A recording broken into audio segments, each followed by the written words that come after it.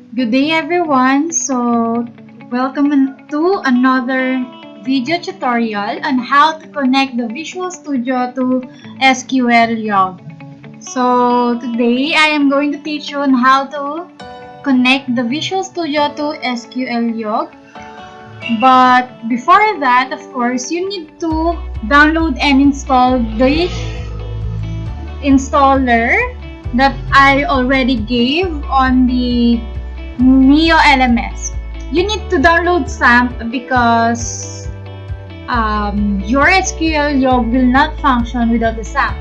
So you need to start SAMP first before you are going to create a database on the SQLYog. So to do that, let's say for example, you already have your SAMP and SQLYog. Okay, so you need to start your SAMP. Okay, so start the Apache and the MySQL. So you need to start these two. Okay, and then open your SQLYog. Okay, so you are going to create a database first.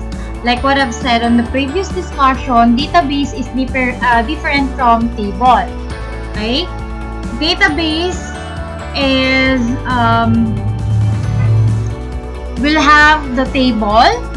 Okay, so table is under the database. Okay, it's inside the database.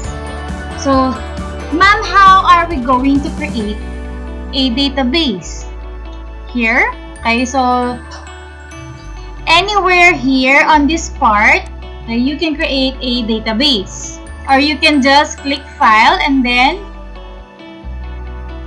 but before you create before you create a database, of course you need to have a connection. So file and then create connection, or click since I already have my connection, yun po yung lumitaw. Okay? New connection yung lumitaw. So create location tuloy. Connection. So create new. Okay, and then you can have your the name of your connection. So example, I have my localhost.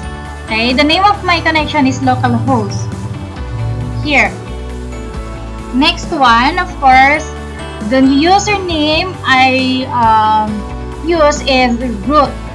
And then for the password, it's optional. It's up to you if you want to have a password for your host. Okay, if you want to have a password, but it's okay na wala siya. Okay, and then your port is 3306. Ayan siya. As you can see on the SAMP, ayan po. They have a connection. Okay, ayan yung port niya, 3306. Okay, and then before you click connect, let's just test it first. So test connection, ayan. So it needed to display the connection successful. If it's not successful, there's a problem with your connection, of course. So ganito po dapat ang lilitaw na nag-pop up na information. Okay, so connection successful. And then click connect po. Then you will have this interface na.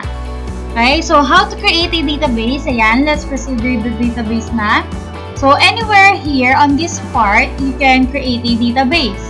Okay, so click database here and then create database, or right click here and then create a database. Okay, ayan, create a database. Let's say for example, I have my database ano ba? DB underscore or ITPE2 underscore sample underscore program. Okay, let's say for example that is my database. So let's create it. Here is my database. Okay, so I already have my database. After that, of course, we need to have our table. We need to add a table. Okay? So, click mo lang to or right click mo to, create table, ayan. Or here, okay? On this part, ayan. As you can see, wala pa, ayan. So, click create table. Okay, you will have your column names. Okay? Like what I've said po on the discussion, column names are the field names. Okay, ito yung in-example ko before, yung first name, last name, ayan. Okay? So, let's have our field names for the column names. We have, let's say for example, we have the user ID. By the way guys, if you have two words, you need to have underscore. Kasi po, hindi yan ma-identify, okay, kung wala siyang underscore, kung space ang gagamitin nyo. Okay, so you need to use underscore.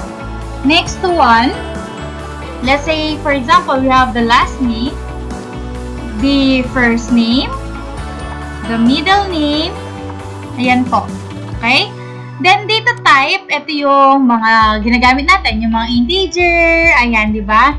So, sa user ID, di ba, pwede siyang may combination ng letters. So, we are going to use varchar. Okay, if you don't want to use this one, you can just type it. Matik naman po, lilitaw yan. Okay, ayan. Then, click tab lang. And then, sa length niya, okay, minsan kasi mahaba ang user ID. So, pwede nating lagyan ng, or, kumbaga yung haba niya, pwede nating ano yung, kumbaga, yung characters. Kung ilan yung characters na pwede natin ilagay. So, lalagay natin 20. Then, dito, varchar din. Okay, dito, since merong mga mahahaba yung name, let's make it 50. Okay, then varchar. So, 50 natin silang lahat. Okay, ayan. Varchar 50.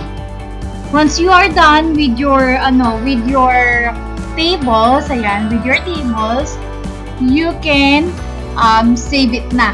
So, click save. Table name not specified. Ibig sabihin po kasi, hindi pa tayo naglagay ng table name natin. Diba last time yung sinabi ko sa inyo, yung TBL employees, ayun yung table name natin. So, the table name will be, example, TBL user. Okay, ayan, TBL user. We can now save it. So, click save. And then, the question here, guys, huwag kayong lito. Do you want to create more tables? So, ang click natin dito is no.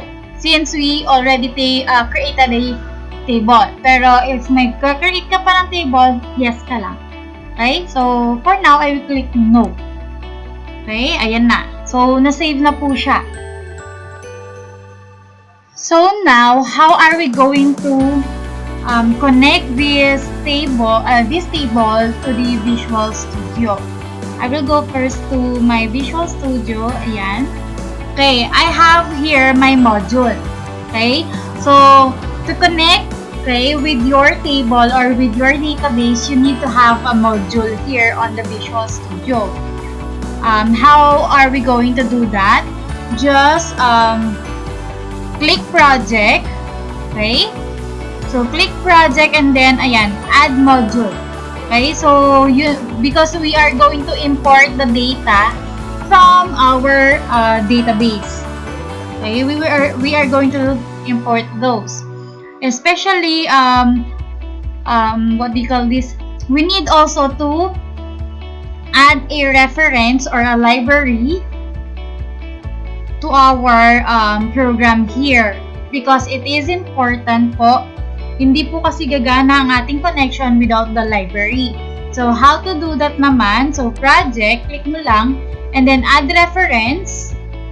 Then, just find the Microsoft Active. Okay, Microsoft Active X Data Object 2.7 library para ma-identify niya po yung mga functions na gagamitin natin for our connection. So, be careful lang po ha. Let's say for example, this one.